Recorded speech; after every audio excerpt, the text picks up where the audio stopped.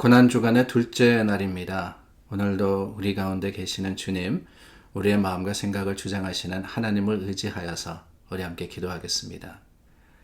참 좋으신 하나님, 하나님을 바랍니다. 주님 우리 가운데 계시어서 이끌어 주시고 우리 마음을 주장하시어서 세상에 담대하게 하셨습니다.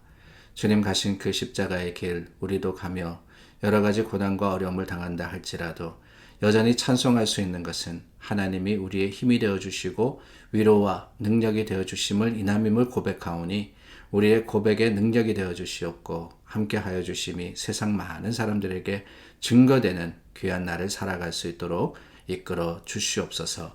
예수님 이름으로 기도드립니다. 아멘. 우리 함께 찬송가 290장입니다. 찬송 290장 함께 찬양합니다.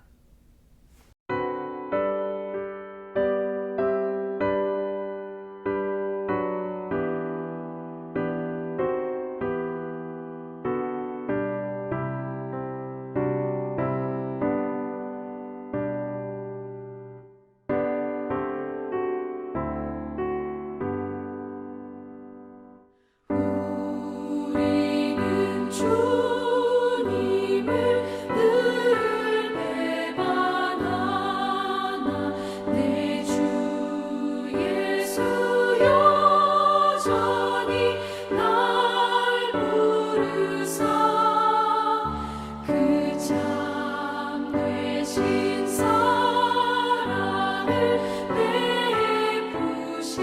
베푸시나니 내 형제여 주님을 못 따르라 주 널 위해 비네 주 널 위해 비네 주 널 위해 비네 항상 미시네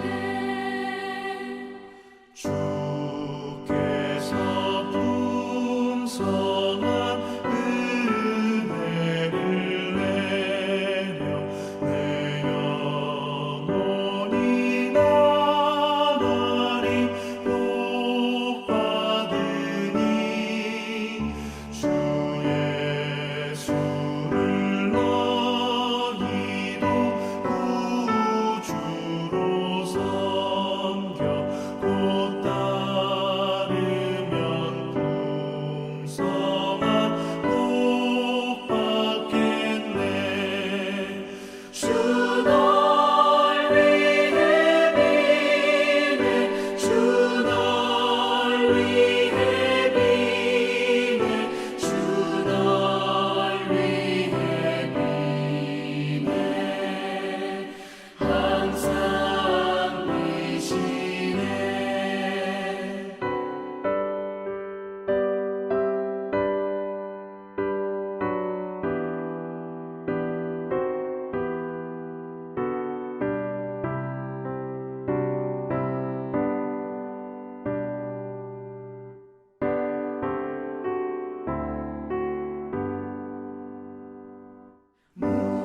무거운 짐 지고 애타는 인생 주 예수께 돌아와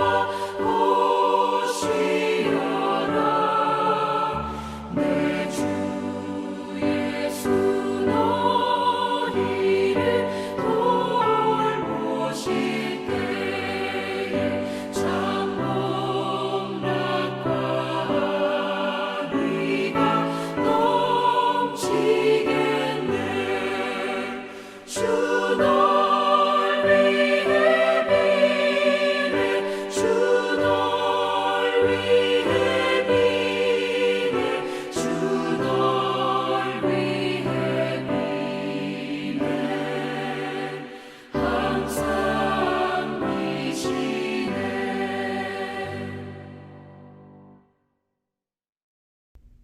22장 54절로 71절의 말씀입니다.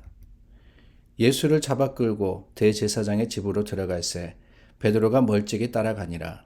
사람들이 뜰 가운데 불을 피우고 함께 앉았는지라. 베드로도 그 가운데 앉았더니 한 여종이 베드로의 불빛을 향하여 앉은 것을 보고 주목하여 이르되 이 사람도 그와 함께 있었느니라 하니 베드로가 부인하여 이르되 이 여자여 내가 그를 알지 못하노라 하더라. 조금 후에 다른 사람이 보고 이르되 너도 그 도당이라 하거늘 베드로가 이르되 이 사람아 나는 아니로라 하더라. 1시간쯤 있다가 또 한 사람이 장담하여 이르되 이는 갈릴리 사람이니 참으로 그와 함께 있었느니라.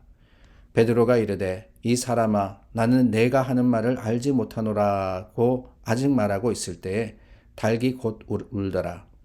주께서 돌이켜 베드로를 보시니 베드로가 주의 말씀 곧 오늘 닭 울기 전에 내가 3번 나를 부인하리라 하심이 생각나서 밖에 나가서 심히 통곡하니라.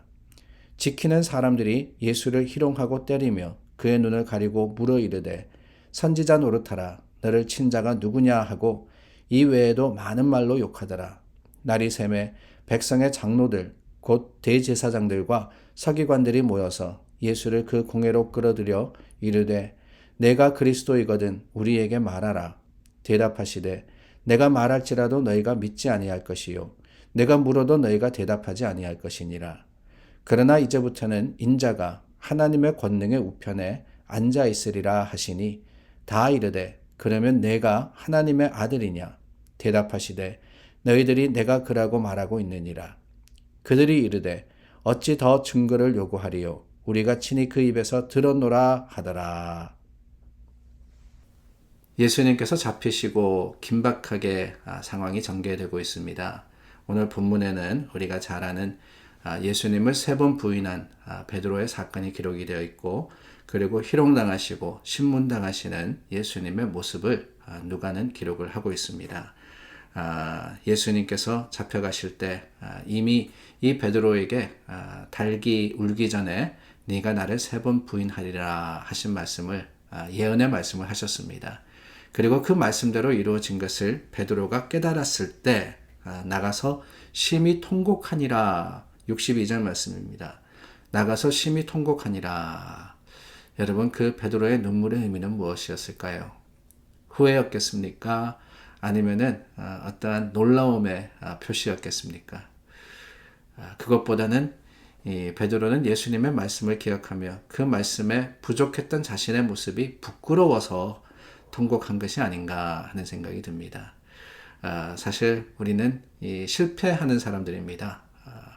이 베드로 3번 예수님을 부인했다 그러지만 솔직히 저도 예수님을 많이 부인했습니다. 여러분들도 별다르지 않으리라고 생각이 돼요. 구체적으로 네가 예수 믿는 사람이냐 누군가가 따지고 들었을 때 아닙니다. 그렇게는 안 하실 수도 있지만은 우리 마음속에 때로는 예수님이 지금 이 시간 나를 보고 계시지 않으면 얼마나 좋을까 라고 생각했을 때도 분명히 있었을 거고 우리 삶에서 행동으로 또한 말로 여러 가지 생각으로 예수님을 부인한 때도 적지 않았다라는 것을 생각하게 됩니다. 그 베드로의 모습, 내 모습이더라는 거죠. 그 내 모습을 중요한 것은 우리가 깨달을 때 어떻게 하느냐. 심히 통곡하니라. 후회하고 안타까워하고 죄송해하고 회개하고 그게 다는 아닙니다. 베드로 심히 통곡하니라. 이게 끝이 아니었어요. 우리가 잘 알듯이 이 요한복음에 특별히 더 기록이 되어 있는 부활하신 예수님을 만난 베드로의 모습.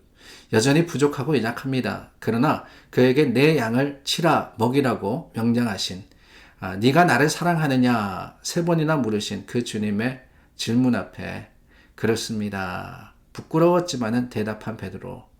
그 사명을 가지고 죽기까지 충성했던 베드로의 모습이 어쩌면은 이 통곡에서부터 시작이 되는 것이 아닌가 하는 생각이 들며 우리도 오늘 이 고난주간의 기간을 통해서 주님 앞에 우리의 죄와 허물을 아뢰고 주님께 고백하며 눈물로 주님께 나아갈 때 하나님께서 우리 가운데 함께 하실 분더러 우리를 통해서 베드로와 같이 귀하게 쓰실 것을 믿고 믿음의 담대한 출발을 하는 저와 여러분들이 될 수 있기를 바랍니다. 이어지는 말씀에 예수님께서 희롱당하시고 공회에서 신문을 받으셨습니다. 근데 저는 이 말씀을 읽으면서 그런 생각이 들었어요. 예수님을 희롱하고 때리고 신문했던 사람들, 그 사람들의 모습 속에서 내 자신의 모습을 보게 됩니다. 물론 이것도요, 제가 직접 예수님을 때렸다는 건 아닙니다. 그런데 그들의 신문과 희롱의 모습을 보니까 예수님에 대해서 오해하고 있는 많은 부분들이 있다라는 거죠. 그 모습이 내 모습과 비슷한 것 같다라는 생각이 들었다는 겁니다. 먼저는 64절 말씀을 보니까 예수님을 희롱하는데 눈을 가리고 물어 이르되 선지자 노릇하라 너를 친 자가 누구냐 이렇게 물었습니다. 무슨 말이냐? 조금 제가 설명을 드리자면은 다른 게 아니에요. 예수님의 눈을 가렸습니다. 보이지 않게 되었어요. 그런데 누군가가 그를 때리면서 네가 예언자면은, 네가 선지자면은 누가 때렸는지 알지 않느냐? 여러분 좀 황당하지 않습니까? 이 사람들이 이야기하는 선지자 노릇이라는 것은 그들이 생각하기에는 뭐냐?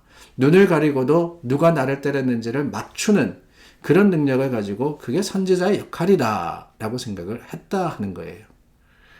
선지자는 그런 일을 하는 사람이 아니지 않습니까? 선지자는요, 하나님의 뜻과 그 말씀을 백성들에게 전하는 사람입니다. 그런데 그럼에도 불구하고 사람들은 어떻게 생각했느냐? 선지자, 마치 마술사 같은 능력을 가진 사람, 이렇게 생각을 했다는 거죠. 오해한 겁니다. 아니, 오해라고 하지만은 어쩌면은 두려운 것은 그 당시에 선지자 노릇하는 사람들이 이러한 모습으로 사람들을 속이고 미혹했던 것이 아닌가 하는 생각이 드는 거예요. 진정한 선지자는 하나님의 말씀만을 전하는 사람이었습니다. 그 말씀을 가감없이 백성들에게 선포하는 자가 선지자였는데 그 당시에 거짓 선지자들이 많았습니다. 근데 그들은 어떻게 하느냐? 여러 가지 수수와 속임수를 가지고 내가 선지자다라고 했다라는 거죠. 그렇게 보면 오늘 또 거짓 선지자들이 참 많습니다. 어떤 사람들입니까? 부끄럽지만은 하나님의 말씀을 제대로 가르치고 그 말씀을 제대로 전하지 않는 목회자들, 거짓 선지자들이 아닐까요? 세상 속에서 하나님의 말씀대로 살지 않으면서 그런 척하는 성도들, 거짓 선지자들이 아니겠습니까? 교회에 오면은 축복받고 잘 살고 능력 있게 되고 높은 지위 자리에 가게 되고 문제 해결되고 그렇게 가르치는 사람들, 그게 진실인 양 세상 속에 전파하는 사람들이 거짓 선지자들이 아닐까요? 하나님을 믿는다라는 것은 그런 것이 아님에도 불구하고 부수적인 것을 가지고 실제적인 것으로 부수적인 것을 그것을 코어라고 생각을 하는 것, 그거는 거짓된 겁니다. 오늘날도 그런 모습이 있다라는 것이 두려운 사실이라는 거죠. 뿐만이 아닙니다. 제사장들과 서기관들이 예수님을 신문을 하시는데 뭐라 그러느냐? 67절입니다. 네가 그리스도이거든 우리에게 말하라. 대답하시되 너희가 믿지 아니할 것이요 너희가 대답하지 아니할 것이다. 이들이 생각했던 그리스도라는 이 분은 어떤 분일까? 다른 게 아니었어요. 이 사람들이 생각하는 그리스도는 하나님의 말씀으로서 인류를 죄에서부터 구원하는 사람이 아닌 이 땅에 와서 그들을 로마의 압박에서부터 해방시킬 어떠한 정치적인 인물, 정치적인 역할을 하는 사람이다. 이렇게 생각을 했습니다. 그러니 그들의 눈앞에 그리스도가 있음에도 불구하고 알지 못했던 것이고 그의 존재 자체를 부인했던 것이지요. 70절 말씀해 보니까 네가 하나님의 아들이냐라고 또 묻습니다. 네가 하나님의 아들이냐? 그들이 생각했던 하나님의 아들이라는 어떠한 모습은 예수님과는 달랐어요. 하나님의 아들 그리스도는 영광 중에 오셔서 권세를 가지고 권력을 가지고 백마를 타고 입성하고 그러면서 군사력과 여러 가지 힘과 능력을 가지고 세상을 뒤집을 그런 사람이다라고 생각하고 있는데 예수님은 어떤 모습으로 이 땅에 오십니까? 가장 낮고 낮은 천한 곳으로 오시지 않았습니까? 예루살렘 성에 입성하시는데 어떻게 하십니까? 어린 나귀를 타고 입성하시지요. 아니, 예수님의 모습을 보니까 남루하기 그지 없습니다. 그를 잡고 보니까 너무 힘없이 어떤 반항을 한 게 아니에요. 힘없이 잡혀왔습니다. 그 모습을 보면서 과연 그리스도냐, 하나님의 아들이냐 의심을 가졌던 것, 당연히 세상적인 생각이자 그럴 수밖에 없었던 것 같아요.